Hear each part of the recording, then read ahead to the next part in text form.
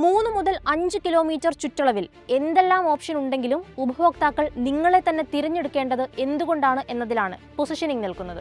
ഇത്തരത്തിൽ വ്യക്തമായ പൊസിഷനിങ് ഇല്ലായ്മ നമുക്ക് കൃത്യമായി മനസ്സിലാക്കാൻ സാധിക്കും. നിങ്ങളൊരു ബ്രാൻഡായി മാറാത്തത്, കസ്റ്റമേഴ്സിനോടുള്ള ആശയവിനിമയം കൃത്യമായി നടത്താത്തത്, നിങ്ങൾ നിങ്ങളെ തന്നെ വ്യക്തമായ ആളുകൾക്ക് മുന്നിൽ കാണിക്കാത്തത്, ഇതൊക്കെ ഈ പൊസിഷനിങ്ങിന്റെ ഭാഗമായി വരും.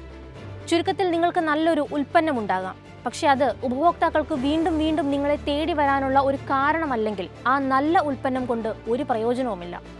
ഇനി മൂന്നാമത്തെ പിഴവ്, തെറ്റായ വില നിർണ്ണയം അഥവാ റോങ് പ്രൈസിംഗ്.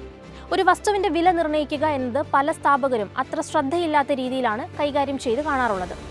മറ്റുള്ളവർ കൊടുക്കുന്നത് പോലെ, മാർക്കറ്റ് ഡിമാൻഡ് ചെയ്യുന്നത് പോലെ, താരതമ്യേന കുറഞ്ഞ വിലയാണെങ്കിൽ ആളുകൾ കയറുമെന്നതുപോലെ, ഇത്തരത്തിൽ പല രീതിയിലാണ് പലരും വില നിർണ്ണയിക്കുന്നത്.